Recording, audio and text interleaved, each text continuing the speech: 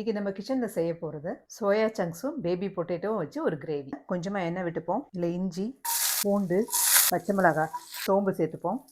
ஒரு நிமிஷம் வதங்கின அப்புறம் தனியாக எடுத்து வச்சுருவோம். முந்திரி பருப்பு, பொட்டுக்கடலை, சூடான பால் சேர்த்து ஊற வச்சிடணும். இப்போ சோயாவை வேக வச்சுப்போம். உப்பு சேர்த்துப்போம். சோயா சங்க்ஸை சேர்த்துப்போம். ஒரு 5 நிமிஷம் நல்லா கொதிக்கட்டும். 5 நிமிஷம் ஆயிடுச்சு. இப்போ எதை தண்ணியிலேருந்து வடிகட்டி எடுத்துருவோம். இப்போ வதக்கி வச்சதை அரைச்சிப்போம். தண்ணி ஊற்றி அரைச்சிட்டேன். ஊற வச்ச முந்திரியும் பொட்டுக்கடலையும் அரைச்சிப்போம். எண்ணெய் சேர்த்துப்போம். பட்டை, லவங்கம், சோம்பு.